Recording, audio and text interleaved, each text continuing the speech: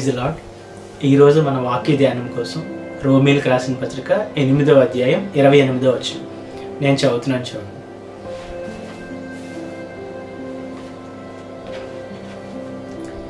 దేవుని ప్రేమించి వారికి అనగా ఆయన సంకల్పము చొప్పున పిలువబడిన వారికి మేలు కలుగుటకై సమస్తమును సమకూడి జరుగుచున్నవని ఎరుగుదుము.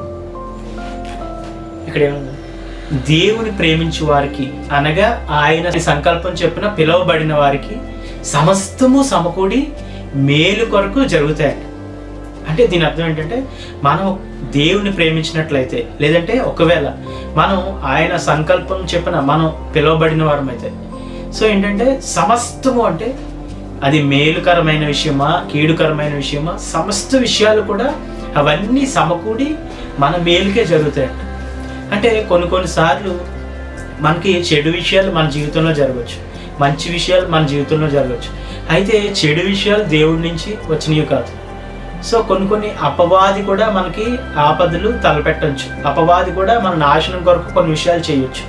వాటన్నిటినీ కూడా దేవుడు ఏం చేస్తాడంట, మనకి మేలు వరకై సమకూడి జరిగేలా చేస్తాడు. మనం ఏసేపు కథలో చూసుకున్నట్లయితే తన సహోదరులు ఏం చేస్తారంటే తనని కీడు చేయాలని ఉద్దేశించి గుంటలో పడవేస్తారు. అయితే అదే సమయానికి ఐగుప్తు నుంచి ఆ ప్రదేశానికి రీచ్ అయ్యేలాగా కొంత వ్యాపారస్తుల్ని దేవుడు ముందుగానే పంపిస్తాడు. అన్నదమ్ముల హృదయాల్లో స్వార్థం ఎరిగిన దేవుడు, అన్నదమ్ములు తనను చంపాలనే ఆలోచన ముందుగానే కలుగుతుందని తెలిసిన దేవుడు ఈ ఆలోచన ఎటయ్యే సమయానికి, అంటే వీరు కరెక్ట్గా ఆయన్ని గుంటలో వేసే సమయానికి ఆ వ్యాపారస్తుల్ని ఐగుప్తులో బయలుదేరేలా చేశాడు. సో చనిపోయాడో లేదో చూడడానికని వెళ్ళిన ఒక అన్న ఏం చేస్తాడంటే, లేదు చంపకూడదు, చనిపోయేలా చేయకూడదు, వీళ్ళకి అమ్మేద్దాం అనేసి చెప్పి ఆ గుంటలోంచి మరలా తీసి ఆ వ్యాపారస్తులకి యేసేపుని అన్నదమ్ములు అమ్మివేయడం జరుగుతుంది. సో దేవుడు ఏంటంటే అక్కడి నుంచి తనని ఐగుప్తులో ఒక ఇంట్లో ఉన్నత స్థాయిలోకి తీసుకెళ్తాడు. తర్వాత తనని వేసిన చెరసాలలోనే ఉన్నత స్థాయికి తీసుకెళ్తాడు. సో అన్నీ తనకి సమకూడి అల్టిమేట్గా ఏం జరుగుతాయంటే ఇశ్రాయేలీని అంటే ఇశ్రాయేల్ కుటుంబాన్ని, లేదంటే యాకోబు సంతతి వారు అందరినీ కూడా కరువు నుంచి విడిపించే ఒక విమోచకుడిగా యేసేపుని చేస్తాడు. యేసేపు జీవితంలో అవన్నీ సమకూడి జరగడం వలన అక్కడ ఏమవుతుందంటే ఇశ్రాయేలీలకి కానానికి నడిపించడానికి మోషే అక్కడ తయారు చేయబడతాడు ఐగుప్తులో. సో ఏంటంటే ఇవన్నీ సమకూడి మేలు కొరకే దేవుడు చేశాడు అనమాట. యేసేపుకి కానీ ఇశ్రాయేలీలకు కానీ యాకోబు సంతతికి కానీ మేలు కొరకు ప్రతి కీడుని కూడా సమకూర్చి జరిగించాడు దేవుడు.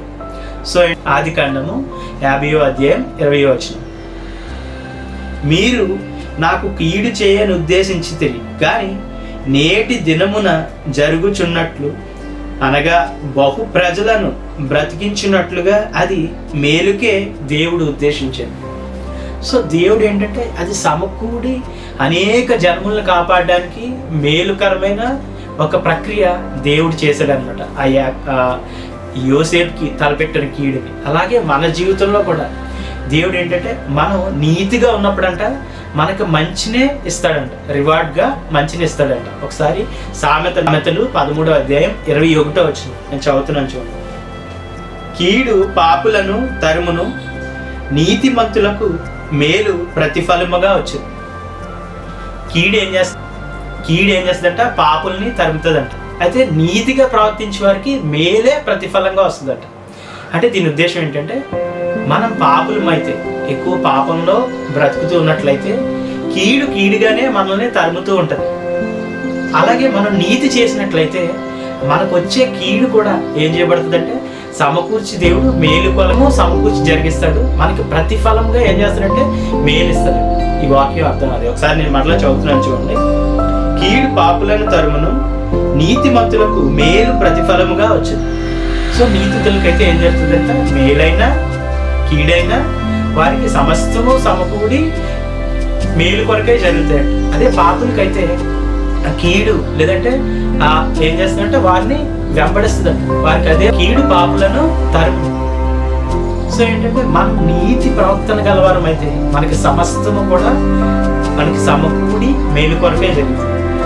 యోసేపు తన నీతి ప్రవర్తనని ప్రతి పరిస్థితిలోనూ కాపాడుకున్నాడు కనుక ప్రతి పరిస్థితిలోనూ మేలునే దేవుడు ప్రతిఫలంగా ఇచ్చాడు. ఒకవేళ పొతిఫరు భార్యతో మనకు వ్యభిచారంలో యోసేపు పడిపోయి ఉంటే అక్కడ తను చేసిన పాపం ఏంటంటే తను ఏం చేస్తుందంటే పాపం తనని పట్టుకొని అక్కడే సంహరించుకోడు. సో ప్రతి పరిస్థితిలో కూడా నీతిని కాపాడుకున్నాడు కాబట్టి ఎట్టి పరిస్థితిలో అయినా కీడుకరమైన పరిస్థితిలో కూడా మేలునే దేవుడు ప్రతిఫలంగా అన్ని సమకూర్చి జరిగించి ఇచ్చాడు అన్నమాట. సో మన నీతిని మనం కాపాడుకున్నట్లయితే మనకి జరిగే ప్రతి కీడును కూడా దేవుడు ఏం చేస్తాడంటే మేలుగా మలచగల శక్తివంతుడు. కళ్ళు మూసుకొని ప్రార్థన. పరలోకమందున్న మా అయా, నీ నీతిని తండ్రి మేము ప్రేమించినప్పుడు, నీతిని వెంబడించినప్పుడు ప్రతి కీడును కూడా తండ్రి నువ్వు మలచి మాకు మేలుగా ప్రతిఫలం ఇచ్చే గొప్ప దేవుడు అని మాకు నేర్పించినందుకు వందనాలు ప్రభు. ఇది మొదలుకొని తండ్రి అయ్యా యోసేపుని ఏ విధంగా తండ్రి ప్రతి కీడుని మేలుగా మలిచి ఆశీర్వదించావో తండ్రి, నీతిని కాపాడుకునే ప్రతి ఒక్కరిని కూడా తండ్రి మీ ప్రతిఫలం దయచేయమని నా జరేయుడైన యేసయ్య నామమున అడిగి పొందుకొని ఉన్నాము తండ్రి. ఆమేన్.